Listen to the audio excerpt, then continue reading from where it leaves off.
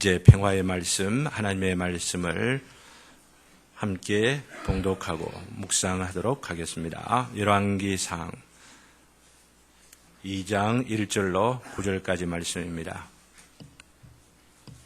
구약성경, 제가 가지고 있는 성경 511쪽 말씀입니다. 찾으신 줄 알고 다 같이 봉독하시겠습니다. 시작. 다윗이 죽을 날이 각막하매 그의 아들 솔로몬에게 명령하여 이르되 내가 이제 세상 모든 사람이 가는 길로 가게 되었노니 너는 힘써 대장부가 되고 내 하나님 여호와의 명령을 지켜 그 길로 행하여 그 법률과 계명과 율례와 증거를 모세의 율법에 기록된 대로 지키라.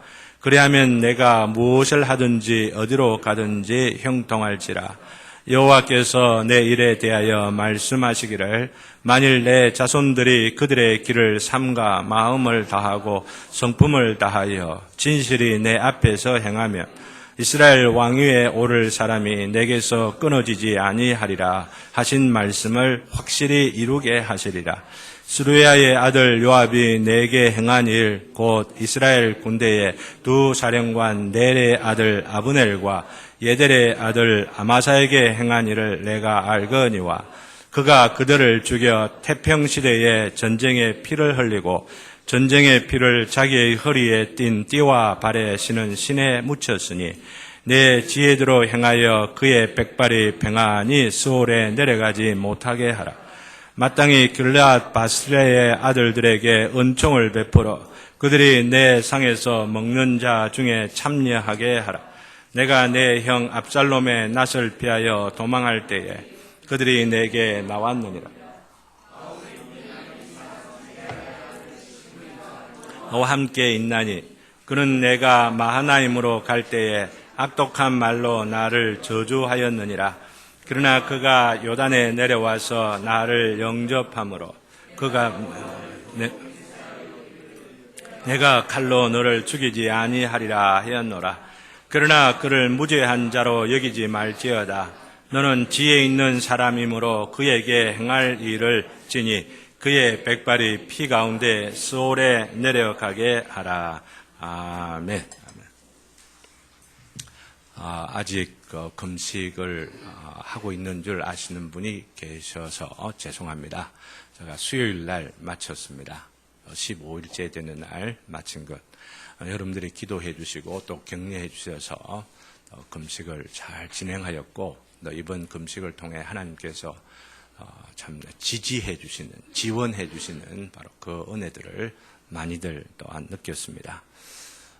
또 그 증거가 전 하나, 금식하면 15일째 되는 날 보통 사람 같으면 힘이 하나도 없을 터인데 저는 황령산 올라갔다 내려왔습니다. 저를 따라 함께 혹여라도 발이 삐끗해가지고 넘어질까 싶어 염려해 주어서 따라오신 분이 있는데 저를 따라오기가 너무 힘들더랍니다. 하지만 제가 오늘 이 시간을 통해서 말씀드리고자 하는 것은 이런 극기의 자제심이라고 하는 거, 이게 굉장히 또 중요하지만은 그런 것들이 구원과는 아무 관계가 없다라고 하는 거, 이것 제가 강조를 하려고 합니다. 지난 주일에도 간단하게 말씀을 드렸죠. 또한 우리가 얼만큼 하나님 앞에 경건하게 살아가느냐 하는 것과도 전혀 관계가 없습니다. 무엇이 있어야 된다 말씀드렸습니까? 사람들 보기에 대단하다 혹은 화려하다 혹은 성공했다 혹은 존경할 만하다라고 생각할 때 항상 우리 그리스도인들이 갖다 드려야 할 것이 있는데 뭐냐면은 거듭났느냐. 이게 가장 기본이 돼야 돼요. 거듭났느냐. 거듭난 뒤에야 그게 의미가 있는 거죠. 우리 그리스도인들에게 특별히 그렇다라고 하는 것입니다. 오늘은 분노의 문제를 다루고자 합니다. 지난주에 말씀드린 것처럼 이것도 마찬가지예요. 아무리 우리가 분노를 잘 조절한다 하더라도 거듭남이 없으면은 거듭난 자로서 분노를 조절하며 살아가는 바로 이것들이 없다면은 그것은 인격 수양에 그치고 맙니다. 인격 수양하면 여러분들 동양에 사시니까 너무 잘 알잖아요. 동양의 도덕군자들, 그죠? 특별히 유교의 선비들이 얼마나 극기를 잘 하였습니까? 이런 극기적 측면에서 제가 굉장히 존경하는 사람이 지리산 밑에 가면은 남명조식이라고 하는 우리나라 유교의 한 큰 일파를 이루고 있는 유명한 분입니다. 그런데 이 남명조식 같은 분은 항상 칼을 차고 다녔어요. 칼. 뭐 하려고요?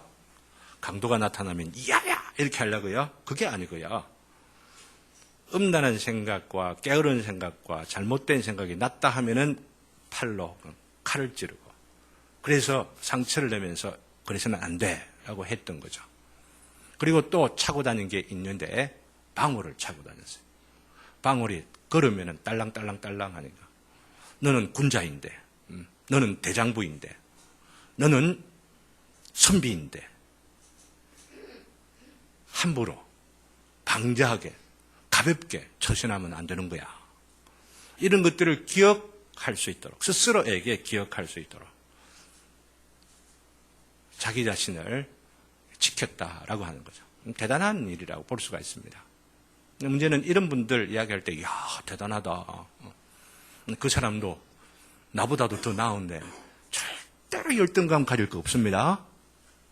아멘? 절대로 열등감 가질 거 없어요. 왜냐하면 우리는 남명족식이 죽었다가 깨어나도 얻지 못하는 하나님의 축복을 받았는데 거듭남의 축복이 바로 그거라고 하는 겁니다.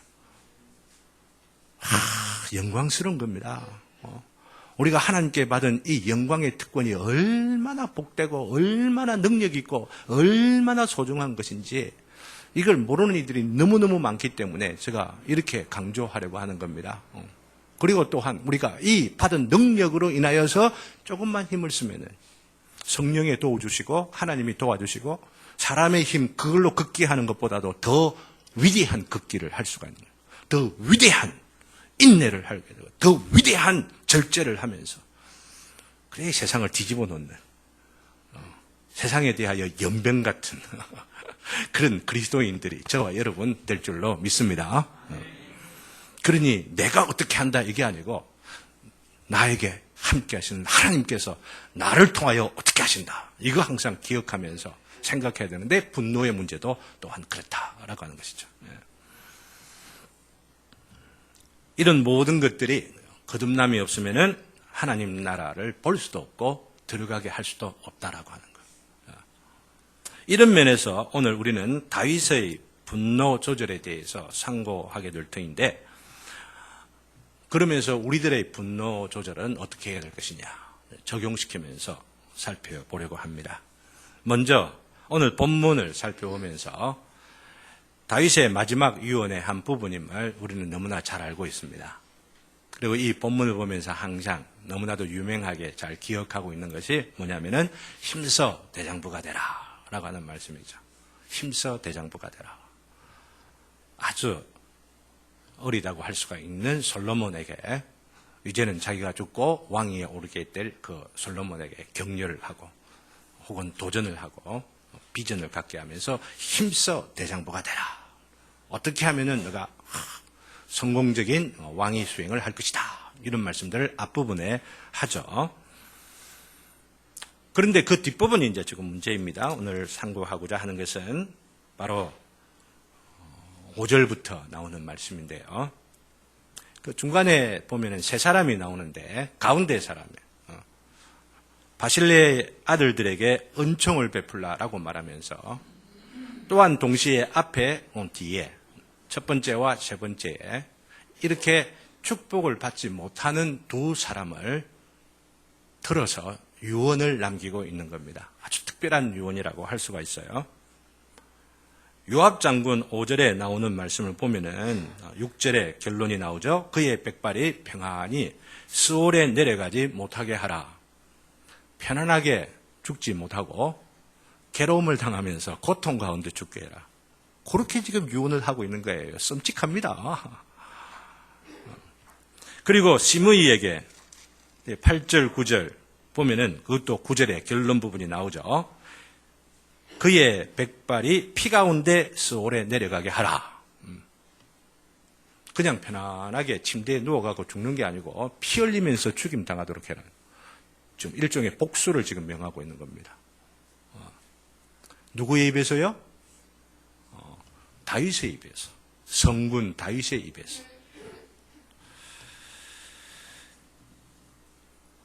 이것들을 어떤 분들은 다윗이 이전에 이들에게 당했던 분노를 마지막에 폭발을 시키고 있다. 한을 품고 있다가 마지막 숨을 거두는 그 순간에 그것을 지금 폭발하고 그 분노를 억압하고 억제해 있다가 그것을 터뜨리는 것이다. 이렇게 보는 분들도 있어요. 조금 지혜롭지 못한 해석이지 않을까 하는 생각을 하고, 제가 지난주일에 보여드리는 그 책에 그 저자도 그런 식으로 풀어들 가고 있는 것을 보고 순서만 제가 따라서 이야기를 해요. 다음 주에는 만족에 대해서 이야기하는데 순서만 따라서 이야기하지 우리가 이 책을 읽을 때 조심해서 읽어야 할 부분도 있다는 말씀을 드리면서, 오늘은 제가 여러분들과 더불어서 요압에 대한 부분은 상당히 좀 복잡하기 때문에 다음 주일 좀 더 이 요압에게만 초점을 맞춰서 살펴보도록 하고, 오늘은 시므이에 대해서 조금은 간단하다 볼 수 있기 때문에 집중하여서 다윗에게 초점을 오히려 맞춰보려고 합니다. 사무엘하 16장 5절 14절을 보면은 다윗이 압살롬의 반역에 의해서, 주일학교 공부하는 중에 살펴보았죠. 압살롬이 반역을 하는데, 그래서 예루살렘을 내어놓고 도망을 가는 가운데에 사울 지파가 전에 살았던 그 족속 중에 바우림이라고 하는 그 지역에 가는 중에 거기에 살고 있는 사울의 친족이 시므이라고 이름을 하고 있는데, 이 시므이라고 하는 사람이 다윗을 따라오면서 조롱하고 놀리고 저주를 합니다. 여러분 한번 생각해 보세요. 사울이 왕가였는데 그때는 아마 콩고물이나 떡고물 많이들 얻어먹고들 이랬는데, 왕권이 바뀌면서 자기에게 오는 것들이 아마 거의 없었겠죠. 네, 그런 것들이 막 터져 나오면서 했었을 것입니다. 나중에는 돌을 던지면서 먼지와 티끌을 날리면서 욕과 저주와 조롱을 퍼붓는 것이죠. 그럴 때 다윗 옆에 있었던 군대 장관 한 명이 아비새인데, 저 시므이를 쳐 죽여야겠다고 그렇게 말하는 가운데에 다윗이 뭐라고 말합니까? 그렇게 하지 말아라. 저주하게 버려두어라. 그렇게 말합니다. 왜냐하면은 압살롬의 반역 가운데에 스스로 다윗이 생각하면 나에게도 잘못한 것이 있겠구나, 이걸 깨닫는 가운데 그냥 버려두어라 말하고 있습니다.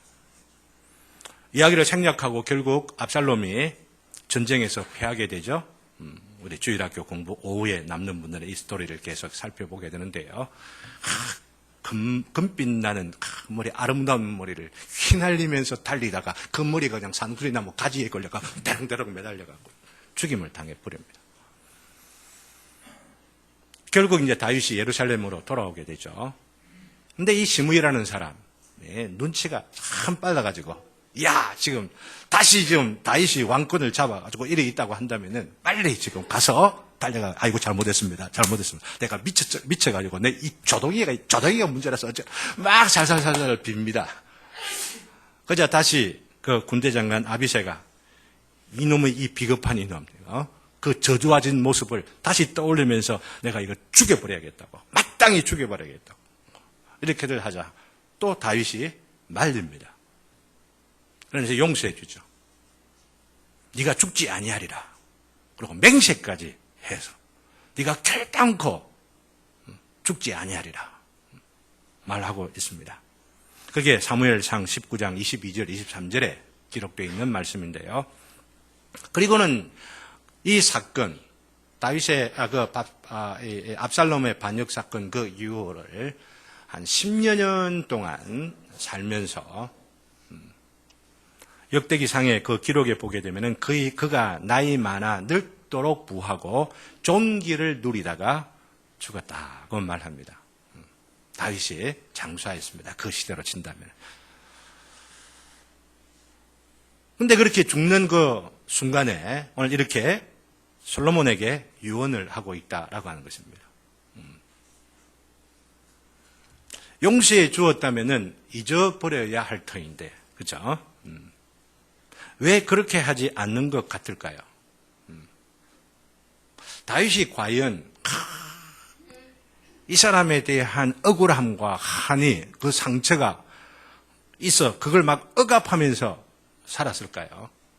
곰곰이 우리가 생각해 볼 수 있기를 바라는데, 여기서 먼저 우리가 중요한 교훈 하나를 얻습니다. 용서란 모든 것을 다 잊어버리는 것이 아니다라고 하는 겁니다.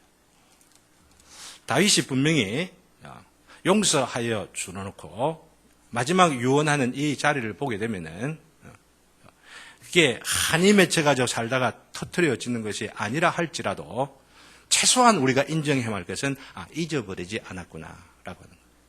이것은 분명하잖아요. 그죠? 잊어버리기까지 했으면 유언에도 나올 수가 없는 겁니다. 그렇기 때문에 성경에 보면은 우리가 잘못 생각하면 그래요. 우리 용서해 줘야 한다 생각을 하면서 기억도 아니하고 생각도 아니하고 전혀 우리 감정 안에 무반응이 일어날 그때가 다 잊어버리는 것이다. 용서해 주는 것이다. 이렇게 생각하는데 성경에서 말하는 그 용서는 그렇지 않다라고 하는 겁니다.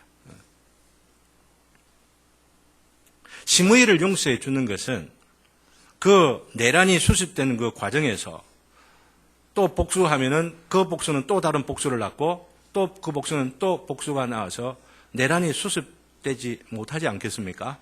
그러는 가운데에 일단 이 내란을 수습하고 평화롭게 해야 되는 그런 상황에서 나를 저주하고 그것도 다른 사람이 아니라 왕에게 친히 직접 노골적으로 돌까지 던지면서 침까지 휘날리면서 티끌과 먼지를 휘날리며 쏟아붓는 바로 그것조차도 않는 겁니다. 않는 겁니다.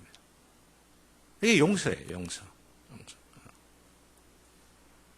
아주 지혜로운 분별력을 갖고 참고 인내하며 나머지 10년 동안을 말씀드렸는데 아주 부하고 종기를 얻으면서 이렇게 살았기 때문에 여러분 한번 생각해 보십시오. 그 고대 근동의 절대 왕권을 갖고 있는 그런 상황에서 옆에 눈치 보면서 이거 시므이 그 사람 좀 그렇잖아 라고들 말하면 직접 죽이라고 말 안 해도 착 그러면은 박근혜 재판하면서 그렇게 하잖아요. 직접 뭐 시키지 않아도 좀 눈치만 싹 이렇게 주고 이러면 알아갖고 기는 사람들이 막 하는 그럴 수도 있는데 그래도 이 시므이가 죽지를 않고 있다라고들 생각하면 그런 표정도 내지를 않았을 것이다. 우리는 생각을 할 수가 있는 거죠. 분노를 잘 조절한 것이라 볼 수가 있는 겁니다. 네, 그렇지만 그냥 그 당시에 나라의 평화를 위하여서 또 내란을 수습하기 위하여서만 이 시므이를 용서해 주는가 그리고 그렇게 참았는가라고 하는 것이 아닌 것이 보다 더 중요한 이유가 오늘 말씀에 보면은 나옵니다. 그게 뭐냐면은 내가 8절에 보면은 8절 말씀 보세요. 내가 누구를 두고 맹세하였다 말합니까? 여호와를 두고 맹세하였다라고 하는 거죠. 하나님의 이름을 걸고 맹세하였다라고 하는 겁니다. 하나님 앞에서 맹세했다라고 하는 거예요. 맹세하기를 내가 칼로 너를 죽이지 아니하리라 했다고 솔로몬에게 말하고 있는 겁니다. 그렇기 때문에 자기는 시므이를 용서해 준 채로 지금까지 있었다. 이렇게 말하는 것이죠.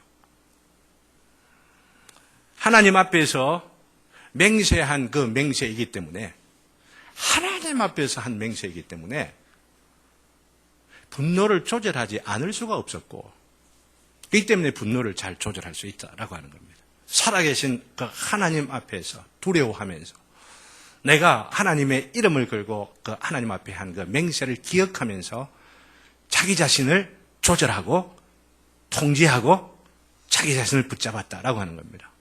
이거 굉장히 중요한 대목이에요. 하나님 앞에서 약속한 것, 맹세한 것.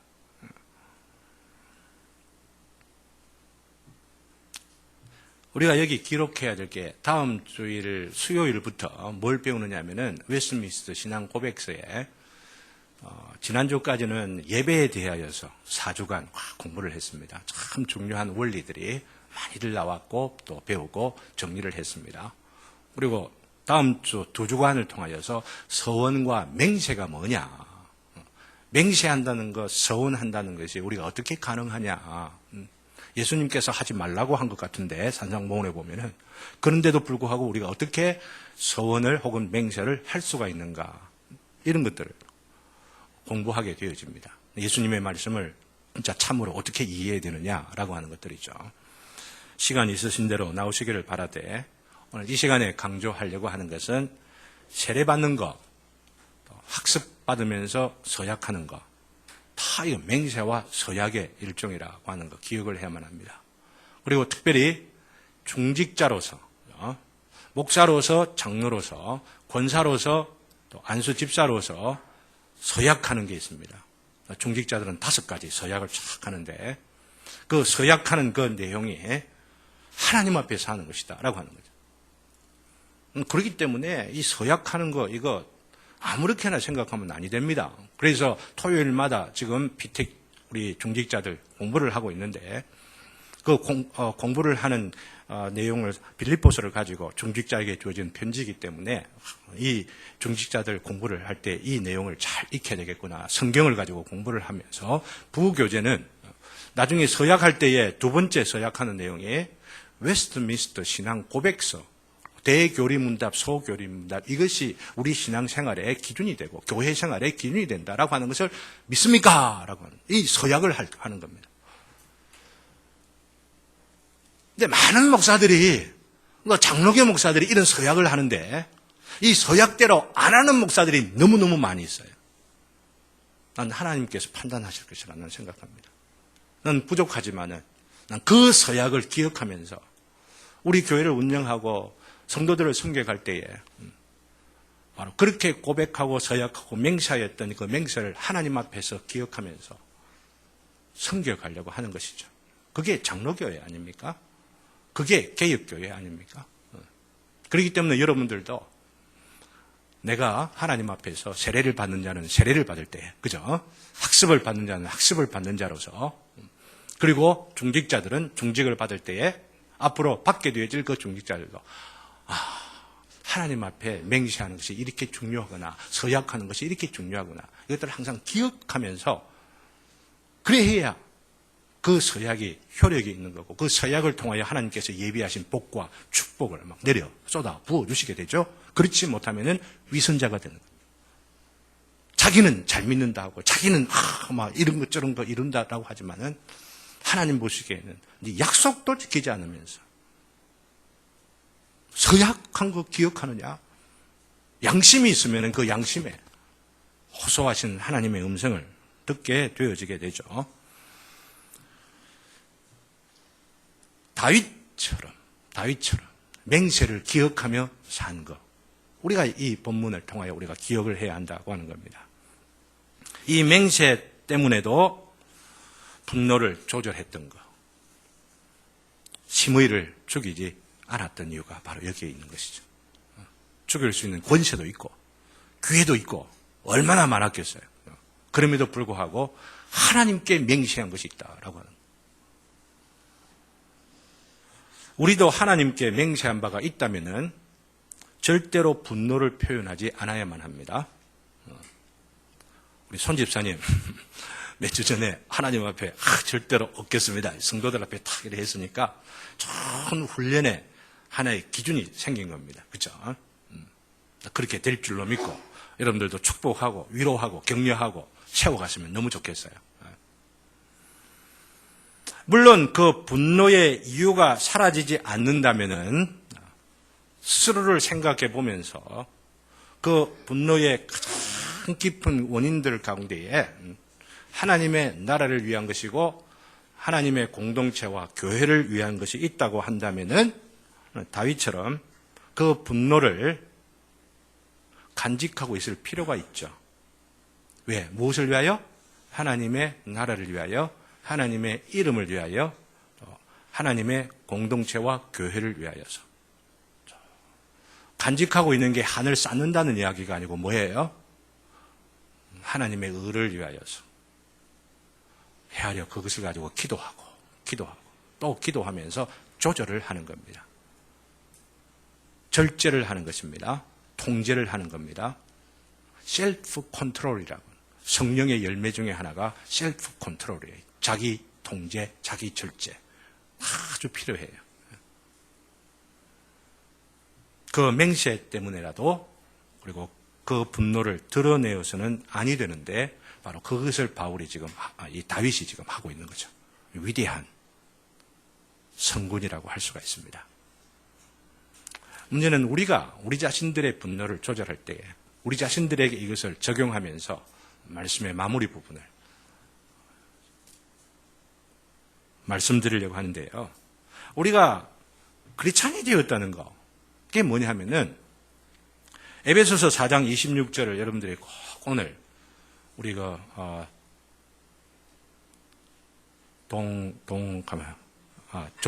동석이가 자기 탁 하면 이름이 갑자기 생각 안 날 때가 있어요. 동석이. 이 이쁜 동석이가 오늘 그 에베소서 참 이렇게 봉독을 했잖아요. 그죠? 봉독하면서도 마음에 감동이 있는 동석이 그 목소리도 참 더 느껴지더라고요. 근데 그 본문 가운데 어떤 말씀이 있냐면은 분을 내어도 죄를 짓지 말며 해가 지도록 분을 품지 말라 하는 말씀이 나오는데 그리스도인이다 하면은 크리스찬이라고 한다면은 바로 이 명령을 받은 자들이다라고 하는 것을 우리가 알아야만 하는 겁니다. 이 명령을 여러분들 받으셨습니까? 에이, 그건 저기 에베소 사람들에게나 준 거지. 아이고, 저기 2000년 전에나 사는 사람들에게 그랬지.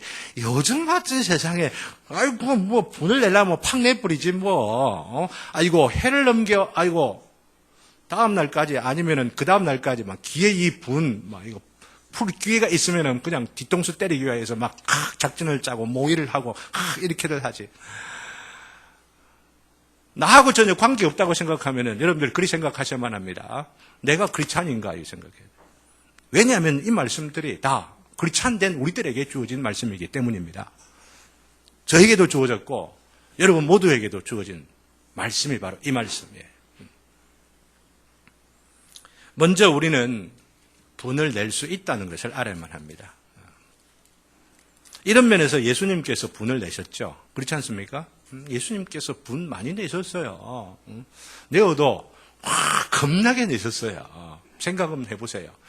예배당 와가지고 이게 예배야! 라고 말하면서 막 책상을 뒤집고 막 그러면 헌금통을 막 집어 던지면 박살이 나고 제가 지금 너무 과하게 표현합니까? 예수님께서 그러셨잖아요. 하나님의 기도하는 집을 강도의 구렬로 만드는구나 이러면서 노발대발 하신 것이죠. 그러나 이 분을 막 절제하지 못하면서 풀으셨을까요? 그렇게 하시잖아요. 분을 내어야만 할 때에 낼 줄 아는 거. 이걸 분을 조절하는 것이죠. 우리 주님께서 그렇게 하셨다고 하는 겁니다. 절제하지 못하면서 자기의 감정과 자기 분에 막 그냥 개체해가지고 막 거품이 나온 처럼 막 이렇게들 하는 것이 아니고 감정을 조절하면서 분노의 감정조차도 조절하는 거예요. 어느 순간에 내가 어떤 스타일로 어느 정도만큼 내가 분을 내야 되겠구나. 이거 기도하지 않는 사람 이거 불가능합니다. 끊임없이 이 문제를 가지고 하나님의 나라와 하나님의 의와 하나님의 교회를 위하여 눈물 흘리면서 고통하는 가운데에 해야 될 말은 해야 되겠습니다.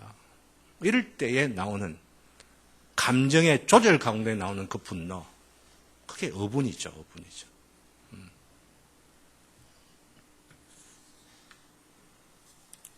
바로 이런 어분이 없다면은 용기가 없고 비겁한 거예요.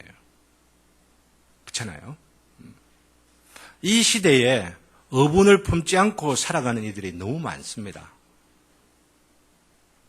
자기 생활에 안주해 있고 사회의 정의와 불의에 대하여 관심을 거의 가지지 아니하고 나의 하는 행동이 이 민족의 가는 길 가운데에 어떤 영향을 줄 것이냐 하는 생각들은 전혀 없이 그냥 꽃감만 빼듯이 나를 위해서만, 내 가정을 위해서만, 나의 개인적이고 사사로운 생각에만 매여 살아가는 이들이 얼마나 많은지. 이런 부분에서 우리 그리스도인들은 분을 품고 이 사회의 구석구석 가운데 여러분들이 살아가는 그 삶의 처소들 가운데 할 수 있는 메시지를 던질 줄 알고 혹은 항의도 할 줄 알고, 그러면서 온유한 심령으로 지혜롭게 이 사회를 보다 더 하나님의 공의가 흘러갈 수 있는 바로 그런 사회들로 만들어가야 하는 것. 이게 그리스도인들에게 주어진 일이다라고 하는 거 기억할 수 있기를 바라는 것입니다. 또한 어분만 아니라 우리 인간에게는 옛 본성이 남아있는 것이 있다고 했죠. 어분은 우리가 구원받은 우리의 측면에서 나오는 것이라고 한다면은 분이 악한 분이 있다고 하는 거죠. 그것은 우리 안에 크리스찬이라 하더라도 우리 안에 남아있는 악한, 남은 죄에서 나오는 악한 분이 있는데 그런 분이 나오는 경우조차도 성경은 인정합니다. 아, 그렇게 분낼 수 있는 거야 라고 말합니다. 근데 문제는 그 악한 분을 어떻게 해라라고 말합니까? 죄를 짓는 데까지 이르지 않게 하고 또한 하루를 넘기지 말아라라고 말합니다. 그게 뭐예요? 무슨 말이에요? 해가 지도록 분을 품지 말라라고 말합니다. 한번 따라하겠습니다.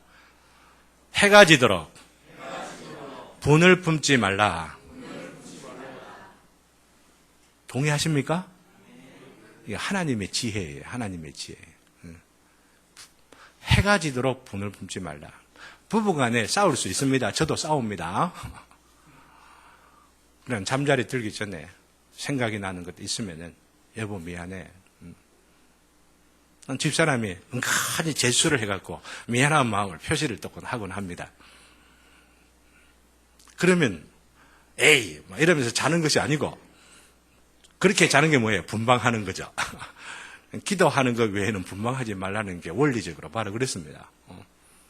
그러니 화해를 해라라고 하는 이야기죠. 우리 그리스도인들도 이 원리를 적용한다고 한다면은 화나는 일이 있으면은 최소한 한 주일을 넘기지 않았으면 참 좋겠어요. 내가 너무 관대합니까? 하나님 말씀보다 더 관대한 것 같아요. 너무 죄송하기가 참 그래요. 이게는 하루도 넘기지 말아라라고 한 것 같네. 난 일주일이나 넘기지 말아라. 이렇게 말하니까 참 못돼가지고 내 취소하랍니다. 나 이 말씀 취소합니다. 취소합니다. 하루 넘기지 말고 그냥 화해하고 하루 넘기지 말고 하나님 앞에서 정리하고 그래야 되는 거예요. 이게 하나님께서 우리에게 주시는 말씀이잖아요.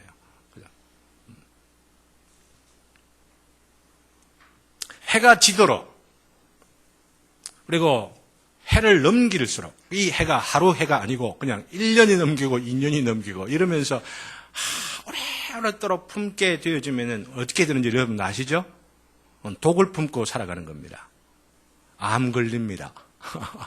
독을 품고 살아가면 암 걸립니다. 암 걸려. 암이라고 하는 것까지는 아니어도 그 분이, 그 독이, 분이라는 이 독이 영혼과 마음을 상하게 하고 나아가서는 몸까지도 상하게 합니다. 현대사회는 너무 세련되고 너무 교양이 있어서 이 분으로 인하여서 정신이나 마음에 혹은 몸에 상처를 주기까지 하는 것을 아주 세련되게 스트레스라고 표현합니다. 스트레스. 현대 우리 살아가는 중에 스트레스라는 말을 얼마나 많이 사용들 합니까? 교회 생활 가운데도 스트레스라는 말을 너무 많이 합니다. 목사님 사회생활 하는 거 스트레스 많이 받고 이러니까 막 예배 중에 나 막 거지 할 때는 막 스트레스 안 받도록 해주세요라고 그렇게들 표현을 합니다. 남발이 되고 있어요. 스트레스라고 하는 것이. 하지만 그 스트레스라고 여러분들이 생각하고 있는 혹은 표현하고 있는 그 내용을 컴컴히 내면 깊이 그 뿌리까지를 꿰뚫어 볼 수 있기를 바라는데 분노라고 하는 게 있다. 그 분노가 상대방을 향하다가 어쩔 수 없다고 생각되면은 그 상대방이 내보다도 더 똑똑하고 내보다도 돈 많고 내보다도 어떻게 해가지고 내가 그 사람 상대방에게 분을 표하게 되면은 손해보겠다 생각하면 그 분이 어디로 표현돼요? 나 자신에게 향하는 겁니다. 자기를 향하여 분을 표현을 하는 거죠. 그리고 마음만 아니라 우리 몸을 상하게 하는 일들까지 생기게 되어집니다. 제가 간을 상해가지고 2월 달에 입원을 했잖아요. 그죠? 그래가 간 농량이라. 참 그것 때문에 감사하고 그로 인하여서 하나님께서 정말 지금 건강해진 거 생각을 하면은요. 바로 그것 때문에 내가 건강해졌구나 생각하고 오늘 그 오랜만에 우리 그 영환이가 보고 목사님 너무 놀라는 거예요. 이전에 제가 참 날씬했었어요. 동석이만큼 날씬했어요. 그러니까 동석이 너무 지금 야위다 어쩌다 뭐 이렇게 걱정하지 마시고 나중에 막 저처럼 더 품이 있고 더 이럴지도 몰라요. 중후해질지도 몰라요. 중요한 건 그게 아니라 건강해지는 거죠. 건강해지는 거. 근데 이렇게 참 너무나 건강해졌었는데 이 간 농량에 걸린 거 곰곰이 생각하면은 소위 스트레스라고 하는 거. 아니면 그 밑바탕 가운데 어떤 분 혹은 노가 있었지 않았을까? 내 마음 가운데 또 생각해보고 또 생각해보고 내가 잘못 풀고 있었구나. 그런 것들이 설령 있다 할지라도 잘못 그것을 조절해 왔구나 하는 생각들 하면서 하나님 앞에 회개하는 대목 가운데 하나입니다. 물론 모든 육체의 질병이라고 하는 것이 이런 스트레스에 의한 것이 아니지만 혹여라도 우리 자신이 그렇지 않은가 생각해 볼 필요가 있어요. 혹은 그 분노가 억압되어 있다가 앞에 말씀드린 대로 내보다도 높고 내보다도 힘이 세고 내보다도 이렇게 한 어떤 사람들을 향하여 하지 못하면은 자기에게 향하여뿐 아니라 어떤 사람에는 괜한 상대방, 괜한 다른 사람에게 그 화풀이를 하는 경우들도 종종들 있습니다. 자기보다 약한 상대에게 화를 풀죠. 그렇기 때문에 연약한 자들, 아내들이 많이 당합니다. 바깥에 화 나는 것들 막 잘 안 풀리고 이런 걸 집에 와가지고 괜히 막 가구들 던지고 깨뿌리고 막 그냥 욕설도 하고 막 언어 폭력도 하고 이런 일들이 바로 분노를 조절하지 못하기 때문에 일어난 일들이라 할 수가 있죠. 자기보다도 조금 약하다고 생각되면 또 다른 어떤 사람들을 찾습니다. 자기보다 하급에 있는 사람, 상관에게 받은 어떤 그런 이 화를 자기보다 낮은 계층에 있는 혹은 계급에 있는 사람들에게 후배에게 막 풀이해버리는 바로 그런 일들이 있는데 이게 참 건강하지 못한 분노의 조절이라 할 수가 있죠. 혹은요, 죄를 짓는데 정당화시킵니다. 내가 이렇게 화나는데 풀 수는 없어 하다가 잘못된 것을 뻔히 아는 도벽에 빠지기도 하고요. 노름에 빠지기도 하고요. 빠찡거나 중독이라고 하는 현상들, 바로 그렇게 빠져들어가는 일들이 있는 것을 우리는 알아야만 합니다. 혹여라도 여러분들이 나의 침인데 생각하다가 이렇게 자기의 분을 조절하지 못해서 어디선가 생겨진 그 상처나 어떤 그 아픔, 노를 조절하지 못함으로 인하여 빠져들어가는 저희의 습관들이 있는지를 생각해 보아야만 합니다. 그것들을 처리하고 정리를 해야 성숙한 그리스도인들이 되어지게 되죠. 근데 이런 스트레스 혹은 이런 노가 쌓여있는 것들을 막기 위하여 어떤 이들은 자기 아내나 남편이 미워 죽겠다고 하면은 샌드백에다가 그 아내 얼굴이나 이름이나 남편 이름이나 딱 써가지고 막 잡아차고 막 아니면은 다락다락한 욕을 막 하고 싶은 대로 막 뒤집어라 이렇게 하는 그런 조언도 좀 들어보았습니다. 고개가 갸우뚱해지더라고요. 그게 과연 세상 사람들은 그렇게 할 수도 있고 그죠? 할 수 있어요. 그게 그리스도인으로서 할 수가 있는 스트레스 해소법이라고 할 수가 있는가? 분노 조절법이라고 할 수가 있는가? 제가 최근에 참 감사한 것은 만보를 걷기 시작하고 땀을 하루에 한 번씩 쫙 흘리려고 하는 거. 그러다가 길거리 다 너무 익숙하니까 조금은 심심한 것 같아가지고 이제는 산으로 가기 시작하고 도시들마다 가는 곳마다 산이 있다 하면 다 올라가면서 하는 가운데에 땀으로 그 안에 있는 노폐물만 빠지는 것이 아니고 그 안에 쌓이는 스트레스가 확 빠져나가는 바로 이런 것들을 느끼게 되더라고요. 다른 말로 말씀드리면 분이나 혹은 섭섭함이나 한이나 아픔들 이런 것들이 확 풀려가는 것 같아서 어때요?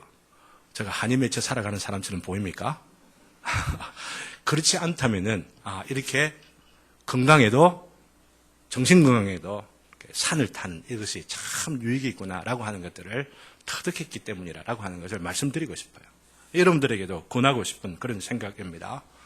운동하는 거, 때를 쫓아서 살도 빼고 영혼의 혹은 내 생각의 어떤 살도 빼면서 영육간에 강건해지는 이 비결들이 바로 여기에 있다라고 하는 말씀을 드리고 싶습니다.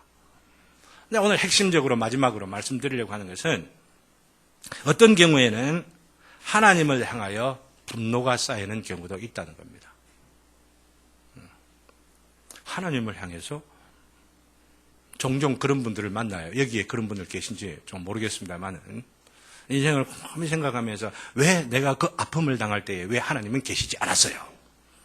교회는 다닙니다. 신앙생활을 합니다. 근데 그런 하나님에 대하여 섭섭한 마음을 계속 갖고 그것을 풀지 못하고 있기 때문에 교회 생활은 하는데도 불구하고 지극히 정상적인 것 같으면서도 성숙하지 못해요. 결정적으로 하나님께서 요구하시는 어떤 결단을 하지 못한 채로 계속 가슴앓이 하면서 무엇을 핑계를 댑니다. 이렇게 하지 못하는 이유가, 이렇게 헌신하는 이유 모두가, 그것보다 더욱더 양보해야 할 부분에서 양보하지 못한 이유가 바로 하나님께서 나를 그때 내버려 두셨잖아. 딱 하나님을 향해 분노하는 거예요. 사실 하나님을 향하여 분노하는 것은 어쩌면은 자기보다 자기를 향한 것이나 혹은 자기보다 약한 상대방이나 습관적인 중독, 죄에 빠지는 것보다도 훨씬 낫습니다. 하나님을 향해서 분노하는 것. 왜냐하면은 자기에게나 혹은 상대방 연약한 사람이나 죄를 짓는 그런 일에 빠져 돌리면은 그 원인을 발견하기 참 어려워요. 해답을 얻기가 어려워요. 그러나 하나님을 향하여서 분노하면은 그 하나님을 통하여서 답을 얻을 가능성이 더 높아지기 때문입니다. 여기서 주의를 두셨으면 좋겠습니다. 하나님을 향하여 분노하되, 하나님을 향하여 불평하되, 하나님을 향하여 원망하되 십자가를 통하여 하시라, 이 말씀을 드리고 싶어요. 십자가를 통하여서. 십자가를 통하여서 만나지 아니하는 그 하나님은 내가 아무리 하나님이라 부른다 할지라도 참 하나님이 아닐 수가 있다는 겁니다. 거짓된 하나님을 향해서 하나님이 내 있을 때 내 죄 안 해줬니 안 했느니, 하나님을 향하여 분노한다면서도 참 하나님을 향하여서 말해야지. 그렇잖아요. 참 하나님에게 말씀을 드려야지. 그 분을 표현을 해야지. 거짓된 하나님에게 참 하나님인 건 양 생각을 하면서 막 해봐야 헛방 치는 거죠. 그 참 하나님에게 분노하는 게 뭐냐? 십자가를 통하여서.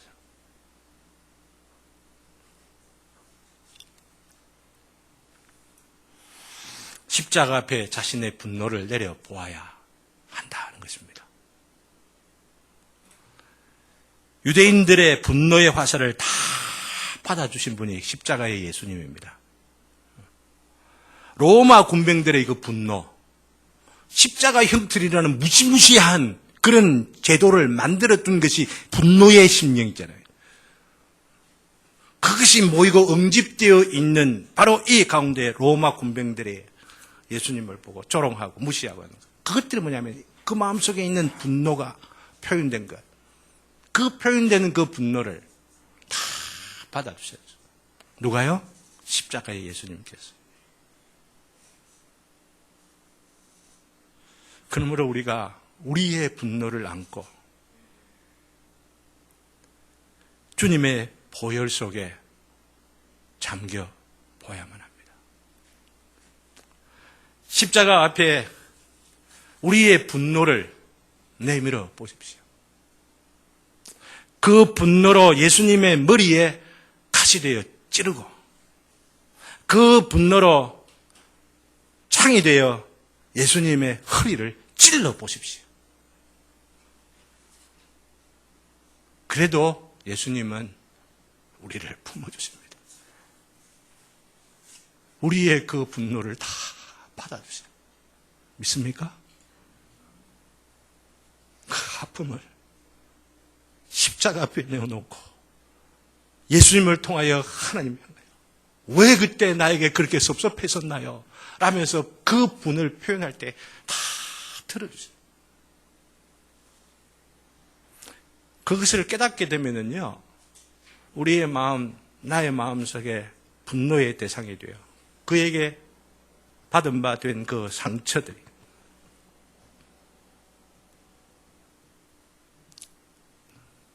변화가 돼 진주가 되어지는 걸 보게 됩니다. 왜냐하면 그 대상을 품고 용서할 수 있는 데까지 나아가기 때문이죠. 나의 분노를 받아주시는 그 주님께서 나를 받아주시구나 하는 바로 그 용서 때문에, 그 사랑 때문에, 그 받은 사랑이 너무나도 귀하고 너무나도 값지고 나를 감격시키고 나를 녹아내리게 하기 때문에, 그 녹아내리는 그 사랑과 그 은혜로 인하여 나에게 아픔을 준 그 사람도 품게 되는 것입니다. 그것을 품을 때에 나의 아픔의 상처가, 나의 분이, 나의 노가 영롱한 진주로 바뀌어져 가게 되는 것이죠. 예수님의 보혈의 그 능력이 우리 안에 용서하는 힘이 되어서 우리 안에 흘러나오게 됩니다. 우리 마음을 적시게 됩니다. 그 보혈 속에 있는 용서의 능력이 우리 가운데 작용하기 시작을 하는 겁니다. 우리의 분노를 다스리는 방법이 바로 여기에 있습니다. 분하다 하더라도 십자가를 통하여 하나님께 우리의 분을 나타내시는 저와 여러분 되시기를 주님의 이름으로 기원합니다. 크리스찬의 위대한 비밀이 바로 여기에 있는 것이죠. 사랑하는 천국 제자들 교회 성도 여러분, 말씀을 맺습니다. 다윗이 자신의 분노를 어떻게 조절할까 생각해 보노라면 시편의 여러 구절들 말씀이 생각나는데, 시편 37편의 말씀에 보면은 특별히 8절에 분을 그치고 노를 버리며 불평하지 말라, 오히려 악을 만들 뿐임이니라 라고 말하면서 이렇게 축복을 약속하고 있습니다. 여호와를 소망하는 자들은 땅을 차지하리라. 근데 이것이 한 번만 아니고 9절에서 그리고 11절에서 22절에서 29절에서 34절에서 5번이나 반복하면서 땅을 차지하리라, 땅을 차지하리라, 하나님의 나라를 이루겠다라고 하는 겁니다. 천국을 경험하게 되겠다라고 하는 겁니다. 물질의 이 세상 가운데 주는 기업의 복락들을 누리면서 살아가게 되겠다라고 하는 겁니다. 분노를 조절하며 살아가는 자들에게, 분노를 하나님 안에서 해결해 가는 바로 그런 자들에게 천국을 약속하고 있는, 바로 이 천국이 우리의 가정에서, 여러분의 직장 생활들 가운데에서, 또 우리 교회 가운데서도 경험되어질 줄로 믿고 기대하며 살아가시는 저와 여러분 되시기를 주님의 이름으로 기원합니다. 다 같이